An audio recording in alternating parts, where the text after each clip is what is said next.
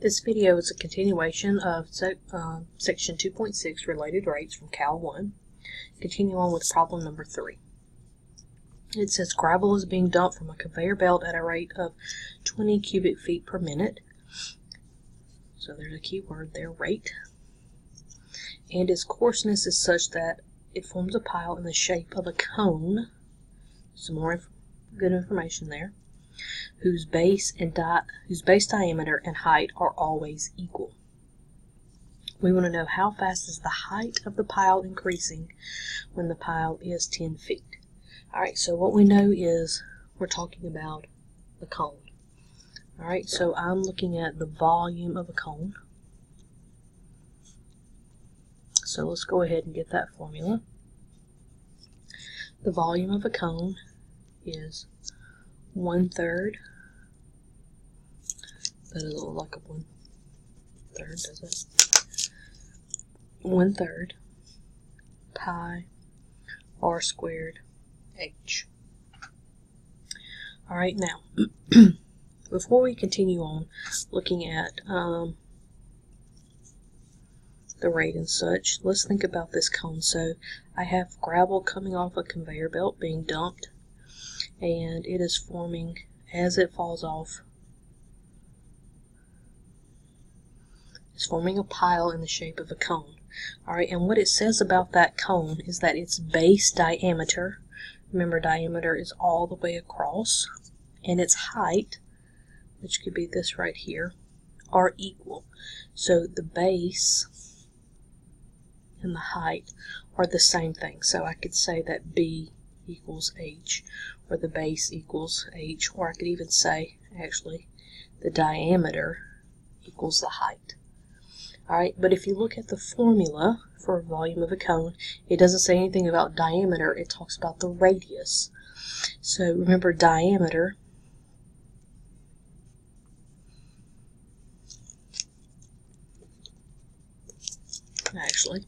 remember that radius is half of the diameter.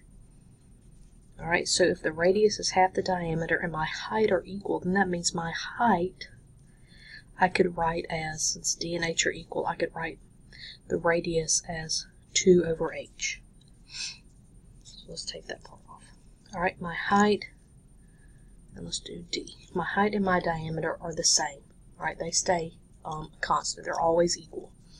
Alright, but my formula doesn't talk about diameter, it talks about radius. So what I'm going to do is write radius as diameter divided by 2 is half the diameter.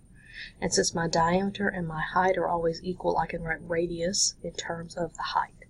So if I come over here, I can say 1/3 pi, and instead of writing r, I'm going to put this, h/2 squared times h. Alright, so the radius is the same thing as half the diameter. Remember, the diameter is the same as whatever the height may be.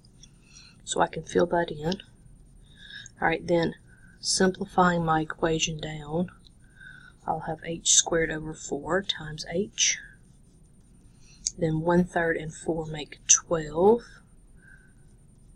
pi times h cubed. Alright, so that gives me a better formula to use. So on your problems, you may need to look at how height and diameter relate and do a little manipulation of the function to match those things. For me, they were equal. One may be twice the others. So make sure you pay attention. Are they asking for diameter and height in the problem? But the formula uses radius, or how do the radius and height relate to each other? Alright, so now that we have our formula, let's go ahead and take its derivative. So once again, the derivative with respect to time of v, and then the derivative with respect to time of pi/12h cubed. Alright, remember this will be dv/dt, and then this will be 3 pi/12h² which will then simplify to pi over 4 .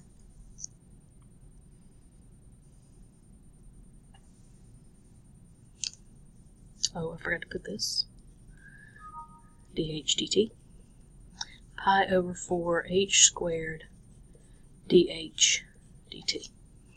Alright, so I took the derivative of what's inside pi over 12. I brought my 3 down front, subtracted 1 from there, dH dt. Then I just simplified 3 over 12 to get pi over 4 h squared dH dt. Alright, so now let's look in the problem and see what they actually give us.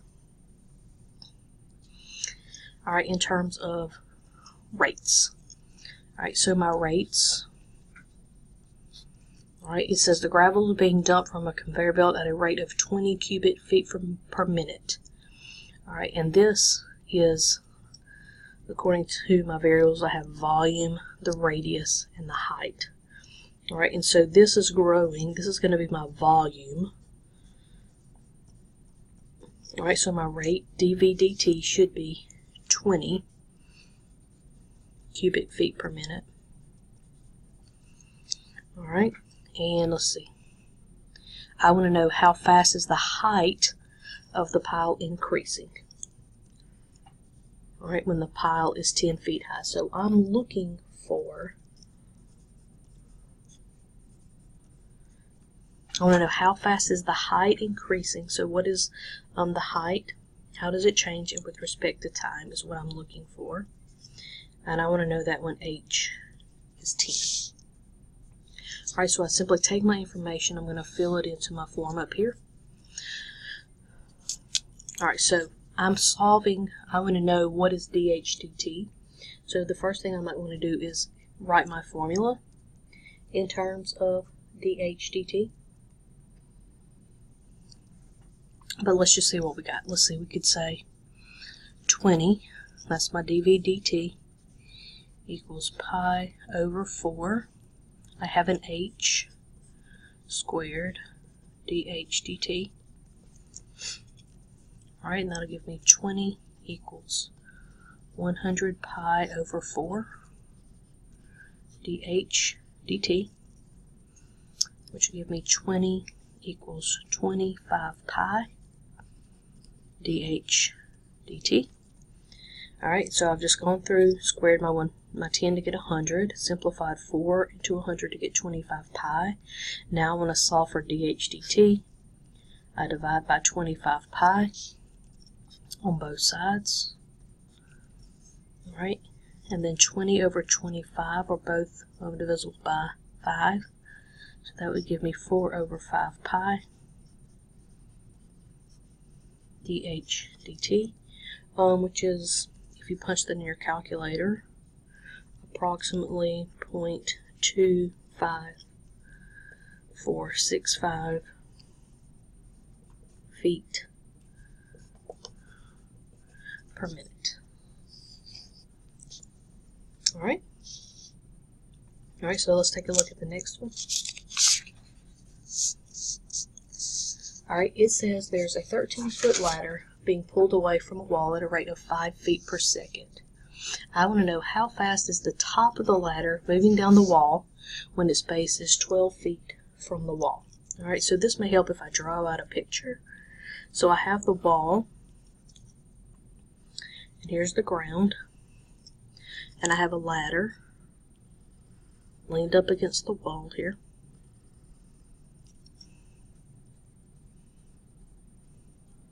Alright, so the ground and the wall form a 90-degree angle.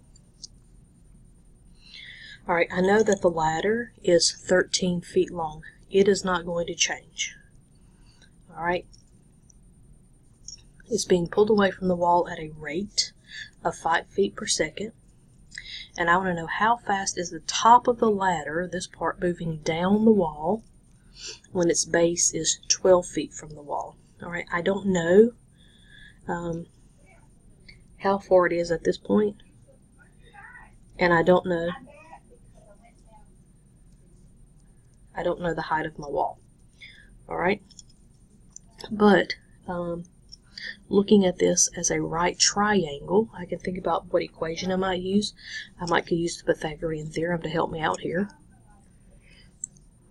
Alright, so it would say x squared plus y squared equals 13 squared. I do know one side, so I'd have x squared plus y squared equals 169.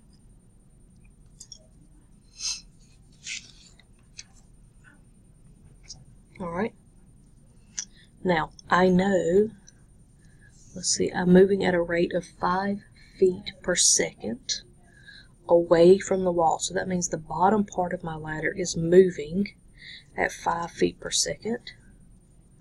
That's the x.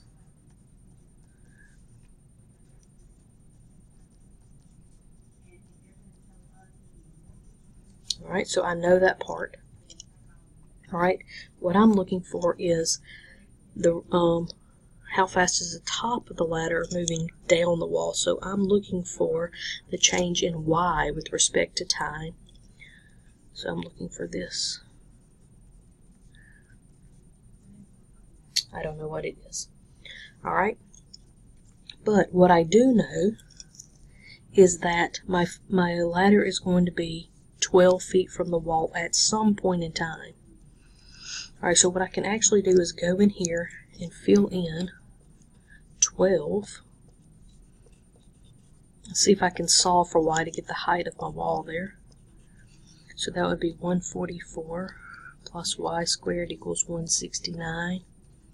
Y squared equals 25. So y equals 5. Alright, so this is 5 feet and this is 12 feet once the ladder is moved away from the wall, pulled away from the wall. Alright, I know that the y, or the height of the ladder, would be at about 5 feet. Alright, so now what I want to do, alright, we're still wanting rate. I want to know how fast is the top of the ladder moving. So I'm looking for how is y changing with respect to time. How fast is it moving? Still need to do the derivative. So I'm still taking the derivative with respect to t of x squared plus y squared, and the derivative with respect to t of 169.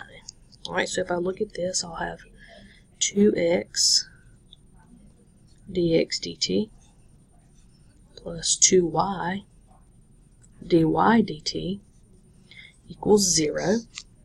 Alright, now remember, I'm trying to solve for dy dt. So that means I need to get my dy dt by itself. Alright, so when I look at this,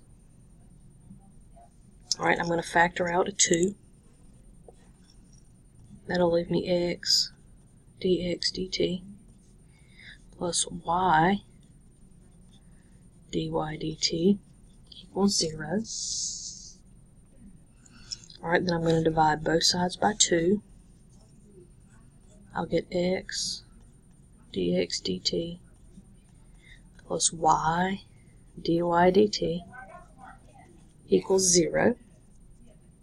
Alright, now I can subtract out x dx dt from both sides because I'm working to get that dy dt by itself. So I'll have y dy dt equals negative x dx dt. Then I'm going to divide both sides by y, and I'll have dy dt, the rate at which my y is changing, how fast is the top of the ladder moving down the wall, would be negative x over y dx dt. Alright, now I do know already some pieces of information of this. I do already know what the y is, and I know what dx dt is. So I can fill those in. So if I come over here, alright, I'm wanting to know, let's see, I know that x is 12, so dy dt. Alright, I know what x is. It is, we solved it, 12. 12, that's what they told us, 12. Alright, when it's 12